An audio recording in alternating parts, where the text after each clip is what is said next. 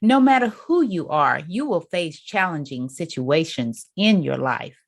And your success in managing these challenges depends on how you respond to them. And that is why resilience is so important.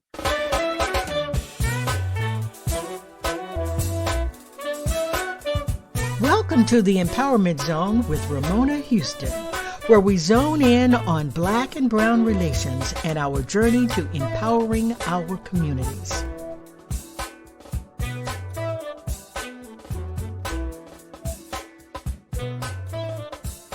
Each of us needs resilience to get through difficult times.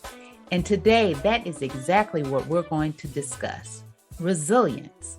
And our guest today is Florence Chikowore. She is also refers to herself as Flo. And she is founder and managing director of Flow Consult, a niche change leadership coaching and consulting practice.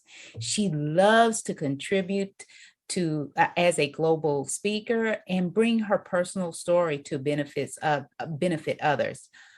Flo is from Zimbabwe and currently makes South Africa her home. She has a degree in psychology because she was so fascinated by human behavior and she still remains fascinated by it. She is a mom of two amazing sons and two awesome Yorkies. And Flo is also a firm advocate for diversity and inclusion and looking after the environment. Hi, Flo. Welcome to the Empowerment Zone. Thank you so much, Ramona. It's wonderful to be here. I'm so happy to have you today. Thank you for joining us and accepting the invitation. My pleasure. Thank you for having me. And hello, everybody listening out there. Yes. So before we get started on your great topic about building resilience, can you tell our audience a little bit about yourself and tell us about your background and all about your life in South Africa and just everything. Thank you. All righty. So let me start. You know, they always say start at the beginning. So I'll start at the beginning. I grew up in a little town in Zimbabwe. I am born and bred in Zimbabwe, and then I've lived in South Africa for 20 years and in Zimbabwe for the first part of my life. And I grew up in a little town, and I always had a passion for people, I guess. And I'm a third child of 5. And as I grew up, I also then decided to at university study psychology. And that's what I did. I spent a fair amount of time working within consulting firms, but more importantly, my passion has always been inspiring and developing young women. And my career and my focus led me to that. So that is a little bit about my background. And I am, most importantly, mom to 2 boys. They are age 9 and 15. So as you can imagine, I'm really the provider of Wi-Fi and nutrition in my house. And that's about it at the moment. Yes, I'm useful for those things. But, that's a little bit about me. So tell us, what influenced your move from Zimbabwe to South Africa? It was actually my 2 things. It was my career. I was with PwC Consulting at the time. And it made sense I always wanted experience in a different country. And it made sense to then move with the firm. And it was in the same year that I was getting married. My husband worked for Deloitte. We all moved. So he moved with his firm. I moved with mine. And it was close enough to home, close to my parents. So we could go home when we needed to. And that's how we moved. And then South Africa just really became home like 20 years ago. And yes, this is home now. And my family is still back in Zimbabwe as well. Wow, what a transition to move to a new country, and to get married during the same year. I'm sure that was an interesting change. It was. But then again, as we say, we are we are built and designed to adapt to change. As much as we think we aren't, we really are. So yes, that was fabulous and exciting. I'll tell you, the most interesting thing of moving to another country for me was in Zimbabwe, there are no 3, 4, 5 lane highways. There are no highways. And then they rented a car for me at the airport. And the first thing I had to do was to drive on the 6-lane highway. I was petrified. And I made it to my guest lodge all by myself. And that is one of my proudest moments. That is too funny. So I love your topic about building resilience. And you say you like talking to women about building resilience. So how do you define resilience, and what do you mean by building resilience? What are you wanting to teach young women when you speak to them, or women, not just young women, but women? Women in general. So let me start with a definition. And there are many definitions of resilience, especially if you look it up. You've got all these great academic definitions of resilience. And I like to use a term that's easy to remember. Resilience is staying power. It is the ability to face challenging situations. It does not mean the challenging situation goes away, but what it means is you're able to push through to the other side and find strategies in order for you to do that. And when I think of resilience, I always think about, and this is something actually, I think it's the American Psychological Association that speaks a lot about the fact that resilience is like a muscle. You build it. So the circumstances you face in your life, in whatever challenges you go through, actually help you to build that muscle. And I'll end off with this on the definition. They say, if you pray for courage, you are given the opportunity to be courageous. If you pray for patience, you're given the opportunity to be patient. So resilience is very much like that. It is literally building as you go, but the mindset is important. You've got to believe you can push through, and you've got to surround yourself with the tools, which I will talk to, that will help you to get through situations that confront you. So I'd say that's my kind of easier to remember definition around resilience. Great definition, because people can remember that versus these long, like you said, academic definitions of the word. But resilience is staying power. And we all, as you explained, face challenging situations throughout our lives. And resilience is what helps us get through those challenges. And resilience is a muscle. A lot of times people don't realize that the mental capacities that we develop are muscles. And that we have to continually work on building them. So when you talk about building resilience as a muscle, you stated mindset is important. So what is it? How do you build that muscle of resilience? So I'm going to give a couple of different scenarios. And what I'd like to do is I'd actually like to start off with I suppose it's a personal analogy around building that muscle of resilience. So I'll give you an example of my own journey to building resilience. And I'll give that one example in this very simple scenario. My oldest son was born one-handed.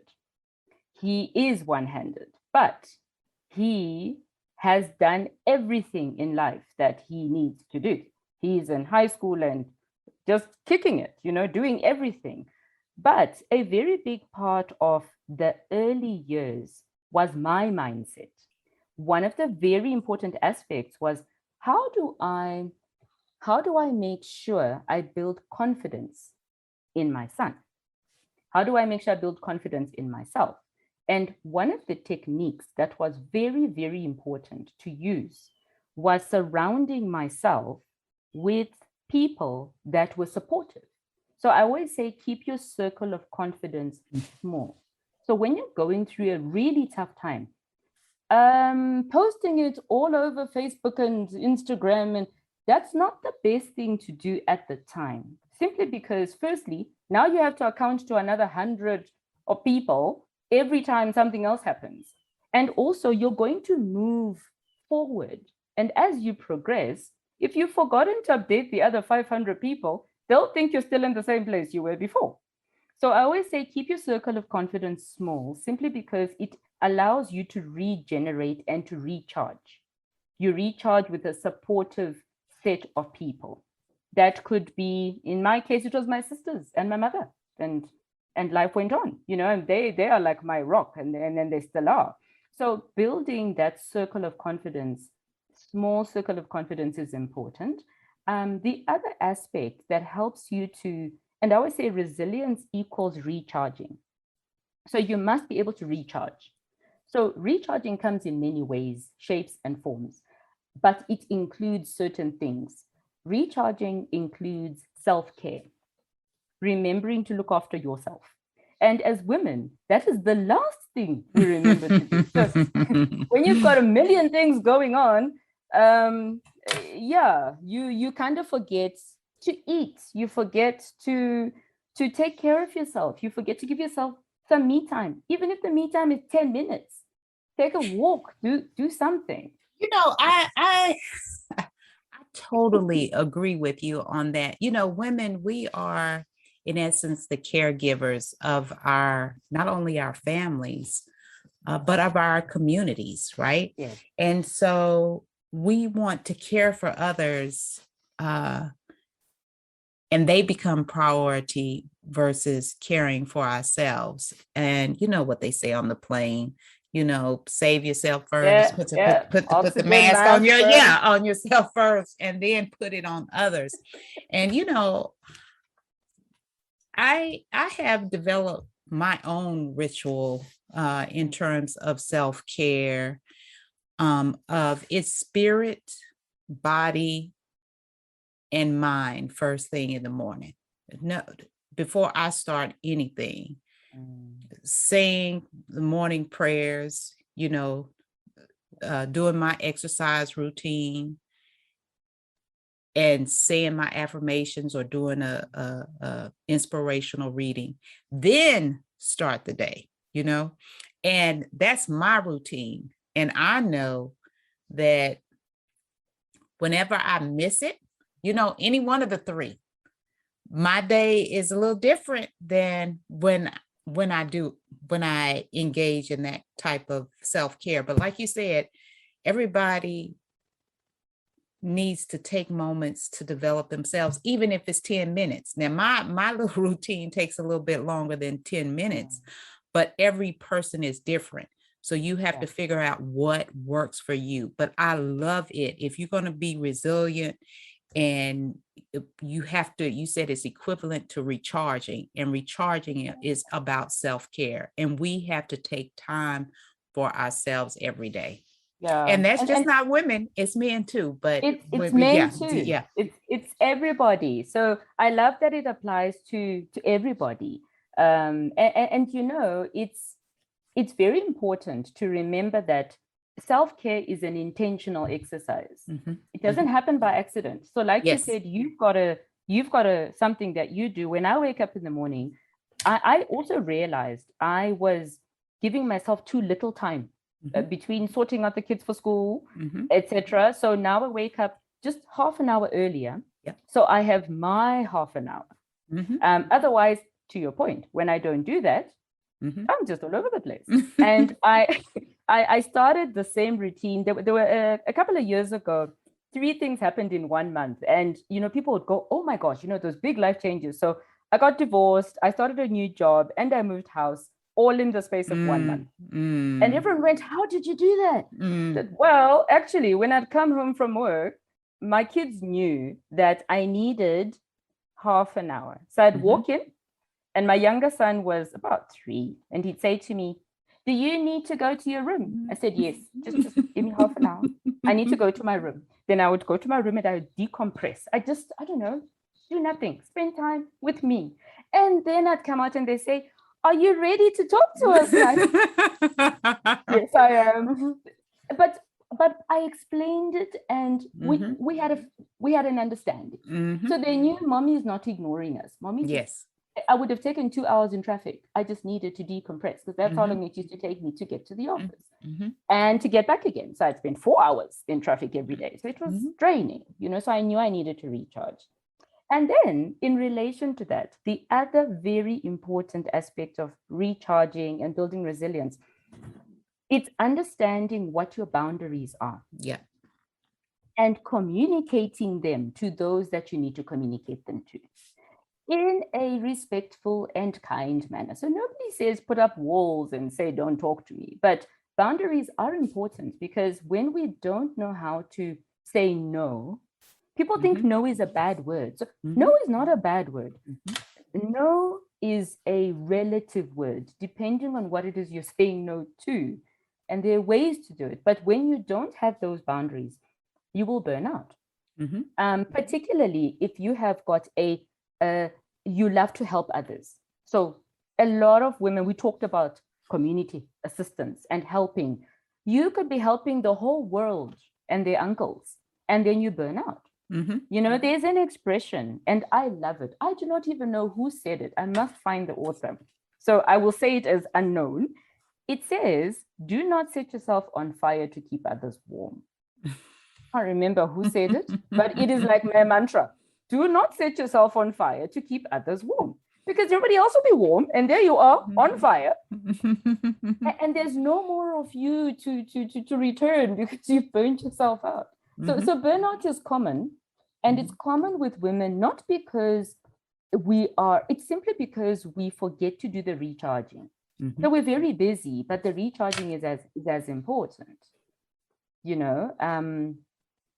and in relation to that recharging, we must remember that when we talk about recharging, it's the chemicals in our body, right? So when I go and I take my 15-minute exercise, I'm busy with my endorphins, right? When I'm spending time with my family, it's my happy chemicals. Happiness chemicals are spoken about a lot. In fact, there's a post, I think it was her name was Dr. Caroline Leaf, and she posted the 4 chemicals: your oxytocin, your dopamine, your serotonin, and your endorphins. But the things we do are the ones that activate that. So when you're feeling low, sometimes doing something like taking a walk or spending time with a friend, why do we feel better afterwards? Because we've tapped into a particular hormone. Wow. We tap into those hormones, and completing a task. When you tick something off to say done, that's your dopamine working. It's your reward chemical. It's saying, well done, yay. Doing self-care is your dopamine working. Eating right, or feeding yourself. So, I have had days where I have woken up in the morning, and I remember thinking, wow, that was not a good day. I woke up and I had my first meal at 5 p.m. So that's not okay. I woke up and I had a cup of coffee. And then, I don't know, the day just got away from me. But I realized I did not include eating as part of my morning routine. So I must eat something. So even when the day gets busy later, because you'll end up getting crabby and, I get like short-tempered with the kids, and I haven't eaten. So I'm being my own worst enemy here. And these are not difficult things to do, but we have to be intentional about doing them. Totally agree. And, life is all about, in terms of your own personal development, is figuring out what works for you. When I talked about my ritual, it took me years before I came to discover what works for me. But the part about nutrition, we so many times neglect that as people, because our society is moving and going, grab a cup of coffee, go here, go there. And it is not healthy for our self-care. So I'm so glad you're also emphasizing not only taking time for yourself, but also taking time to eat and to eat good foods, that really nurture yourself. When your body is off because of what you chose to eat or what you chose, or that the fact that you chose not to eat at all. Exactly. And also to drink water. Mm-hmm. A lot of people hate drinking water. So I always say, don't treat it like, oh, now I'm drinking water. Mm-hmm. When you get up to take a stretch, to take a walk, just drink a cup of water. So when you add up those cups of water, you've had at least a liter of water in a day. Even if you have just a cup of tea, just don't throw 4 teaspoons of sugar in it, but have a cup of tea, that will give you the water, because our body is made up of so much water, right? So it needs the water. So those things seem simple, but those are the things that give us that staying power, that going the extra mile. It's kind of like when you drive a car. You can't drive a car if it's out of fuel now, can you? It's not going to take you anywhere. Your body is also not going to take you anywhere if it's out of fuel. You've got to refuel. So, and the other way you refuel, this one is one of my absolute favorites. And I promise you, I have tried this, Ramona, over the years, and it has worked. You need to consciously choose positive people, news, and events. I can't overstate it. Consciously choose. So let's think of when the pandemic started. I mean, you could have watched the news from 7 a.m. to midnight, and every news channel and every time there's a catastrophe, news is full of it, right? But be careful what you feed your mind, because where are you supposed to get the positive energy when all you're watching is negative news? So news does tend to have more a negative angle, not because of anything else, but bad news does sell, right? People want to know what's going on.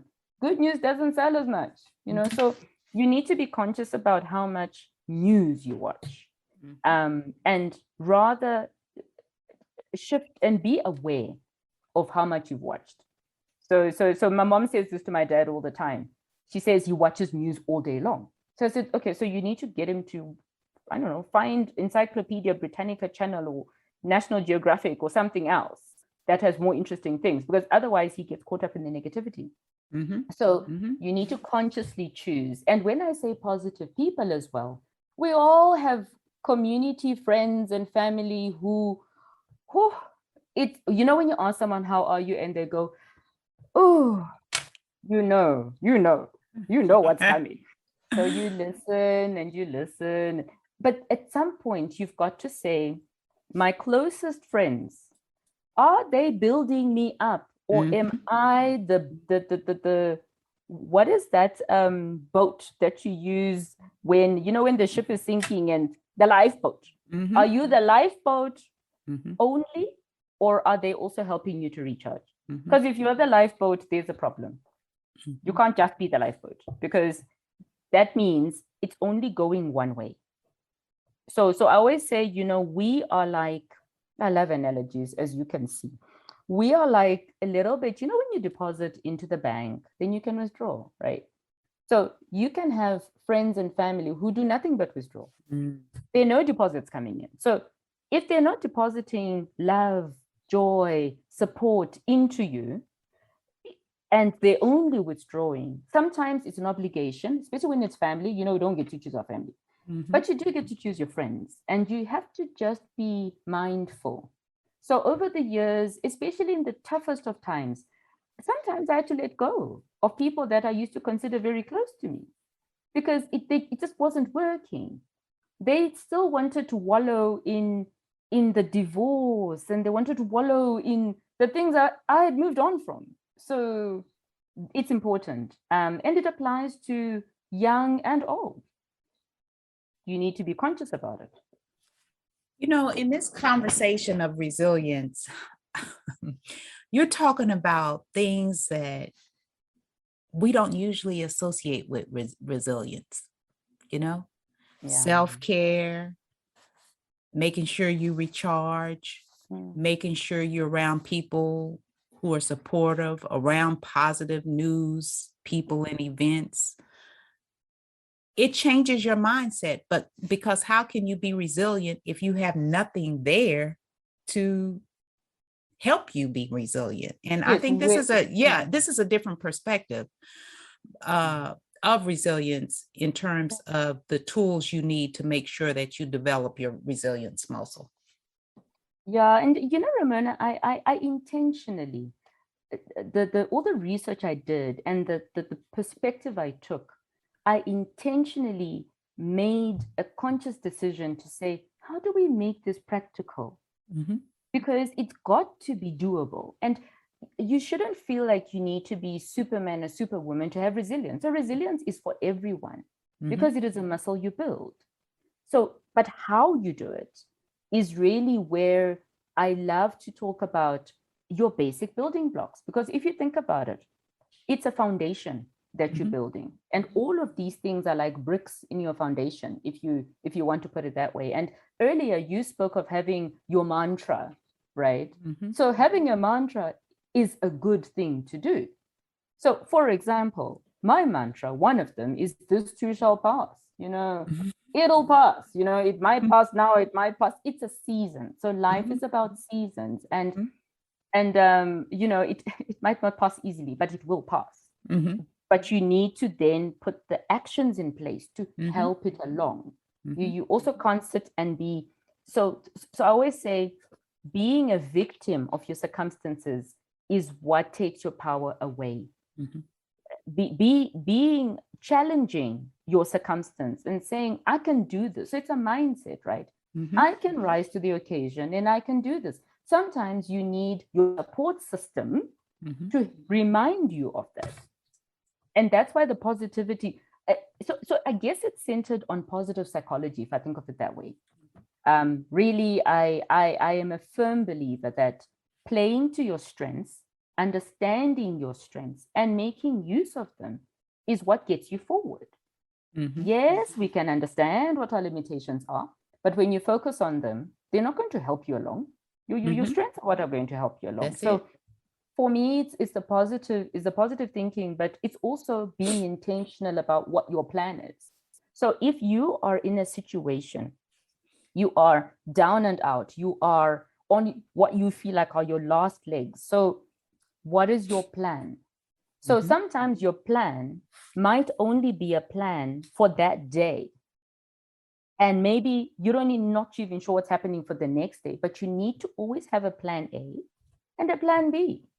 So we know life, plan A doesn't always work, and I used to laugh. I went through phases where I had a plan A and a plan B and a plan C because having these options would help me to reduce anxiety. Yeah. Because anxiety is it's a dream killer. What if this happens? What if this happens? And it's called catastrophic thinking. So every scenario you're presented with, you start to think of the worst possible outcome. But what if it works? So you have to be careful where your mind takes you, and there was quite a lot of work done around this sort of what if and catastrophic thinking. Dr. Carol Dweck, she did some work around that as well. And it's really about saying everything that is happening at the moment, there is power in saying it's not over yet. I'm not done yet. It's not over yet. And she actually did studies with school kids, and she got school kids to write on a board. So a kid would say, I can't do this.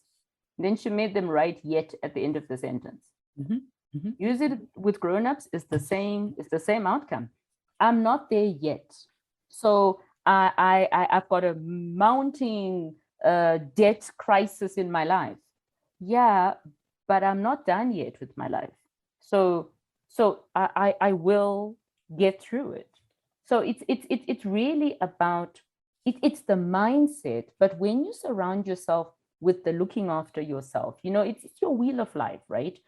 But you need to be intentional about things that you focus on, because once you do that, you're able to take bite-sized chunks of the problem and go about resolving what is happening, no matter what the challenge is.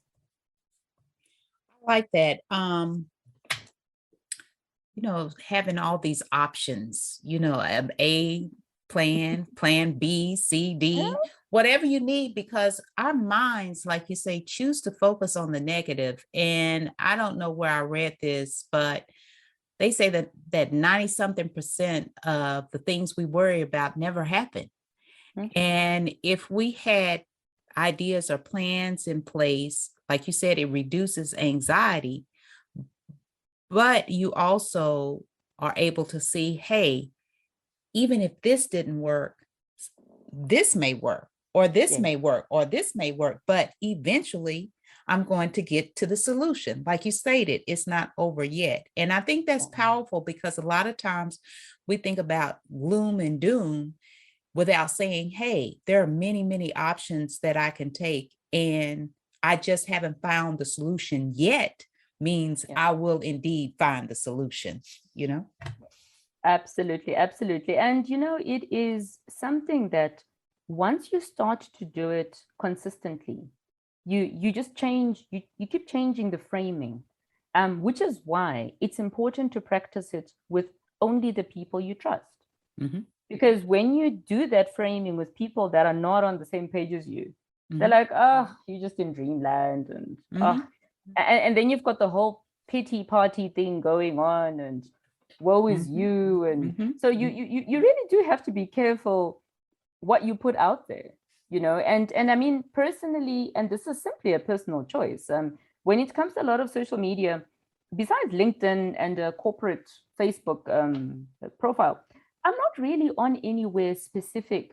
I don't talk about what I just ate and take a picture and post it on. I don't, I do have family who do, but I don't. And the reason I don't is because what I'm seeking, and I've realized is important to me, is a sense of peace in my soul, peace in my mind. And I always say, you protect your peace at all costs. And peace simply means, if something is disturbing your peace, and I'm going to give an example. We all have, if you take jobs that people do, and I mean, I've been in corporate roles, etc. I can firmly say the reason I left corporate roles was because it was destroying my peace. Wow.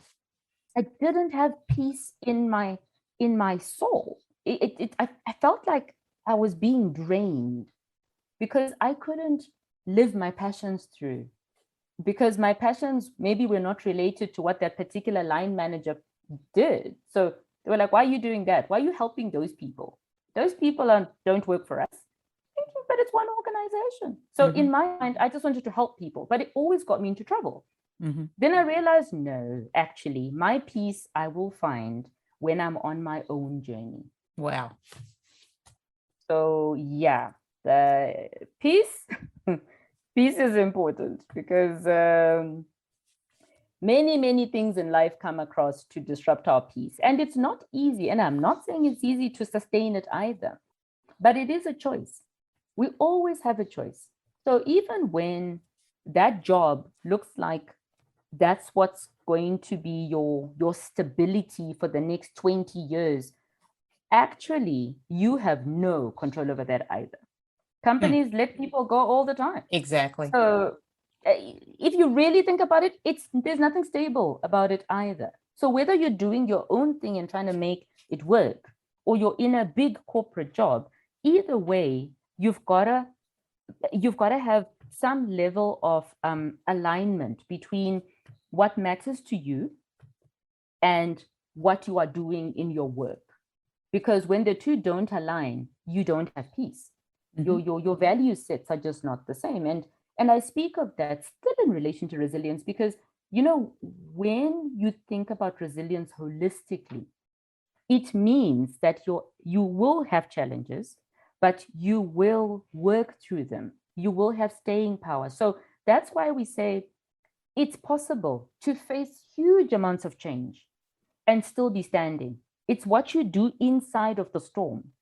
So you don't just wait for the storm to pass. You need to act inside of the storm, because then you can handle the next storm, because the storms will keep coming. They won't, they don't just go away, but you develop strategies to handle this storm. Those strategies actually are lessons for your next storm.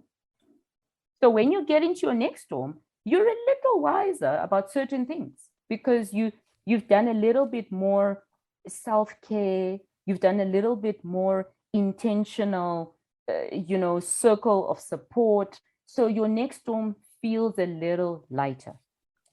These are some great strategies on how to become more resilient. And like you said, life is full of storms, but it's what you do inside of the storm that helps you to maintain peace and develop your resilience during the storm. That ultimately, like you said, this too shall pass and brings you out of the storm. These are great strategies. And I'm sure my audience will really find value in many of the tools and strategies you provided us today. If our audience wants to get in contact with you or connect with you, how would they do so? Really simple. They can either look for me on LinkedIn, and they would look for Florence Chikowore, just my name and surname as it is. Alternatively, they can go onto my website, which is www.flowconsult.co.za. And I'll spell it. So it's Flow is my name, and then consult. So FLOCONSULT.co.za.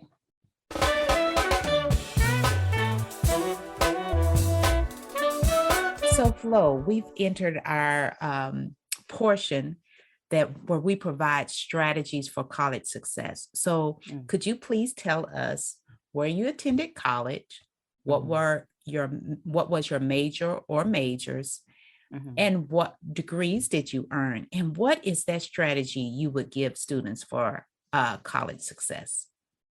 Oh, that's one of my favorite topics, actually. So I attended the University of Zimbabwe a while ago, and I studied a Bachelor of Science honors in psychology. So my major really was a mix of different types of psychology. So the primary major was occupational psychology, but it was almost balanced out with child psychology and developmental psychology, etc. And the other education that I did was with Duke CE, more within the corporate space, and that was related to operational excellence, actually, which was completely different, but that was a lot of fun too. In terms of strategies for college, so if I think back to my college days, one of those questions would be, what would I have done differently maybe? I would say one of the most important things when you get to college is there tends to be certain assumptions around what careers are out there for you after college. So it's almost like people think there's a template, and then you get to career fairs and everybody comes along with where the law firms and so you've got to think through what excites you. Where does your passion lie as a person? What excites you? If you're excited by technology, you always have been, it may be something you want to look at. So when you are studying, already be looking at what does the future of work look like in the fields I'm interested in? What does it look like? Because what it will do is it focuses your learning and it allows you to tap into unconventional sources of information. So it's not only your professors and your lecturers, you start to look outside of what you think is possible. And I'll give you an example. When I studied psychology, my entire family, my parents thought I was nuts. I was supposed to have studied law because I qualified for law, but I chose not to do law and I chose to do psychology because I knew that human behavior, there is a whole world out there, whether I went into advertising or marketing or human change management, I knew that there was a life after psychology. So what you study, one, you have to have some level of interest in it. I have seen so many people that have left college, taken the right job because they studied the right thing, become whatever they've become, whether it's accountants, and there's nothing wrong with accounting, by the way, but I'm giving it as an example. But their passion is in fashion design. And then 10 years later, they realize they're dying inside because they actually don't enjoy accounting. So one of the lessons that really give is what you're studying has to resonate with you internally in one way, shape, or form. You've got to have a level of interest in what you are studying. But the second piece of advice I would give is be prepared when you graduate or even in your vacation breaks. Go and do free work somewhere. Go and intern for free. Because you need that exposure to the real world. Because university tends to be a bit of a cocoon. It's not really the real world. So even when you graduate, be prepared to work for free. Offer to work and get the experience, even if it's 3 months somewhere, because that 3 months goes onto your CV. Suddenly you've got work experience. Because part of the challenge always is, I'm a graduate in ABC, but I have no work experience. So when you intern and you offer your services, you get to write them on your CV, and you actually now have got work experience that is worth something, out there, because it's very competitive. And I do think that there is sometimes a temptation to go from your first degree to your second to your third, and then hope to enter the world of work. I think where you may find you land up staying in academia, there's nothing wrong with staying in academia if that's what you wanted. But if you intend to go into corporate, you've got to give yourself that experience somewhere in between, because even when you do your MBA, you're much more well-informed because you've been in the corporate world. You understand that some of these things are theory and what is practical, and then you go and you study further. So those are the tips that I would give. And most importantly, college is a place where you can balance having fun with working hard. Work consistently, but also have a life. Have a life. It's okay, because you're not going to get your college years ever again. But it is important to balance the two. Know why you're there, and don't do what the other person does because you don't know their background. Know why you're there. Be focused. Have a little bit of fun, but don't follow the crowd, because the crowd isn't going to land up where you're going to land up. So that's just my advice for the college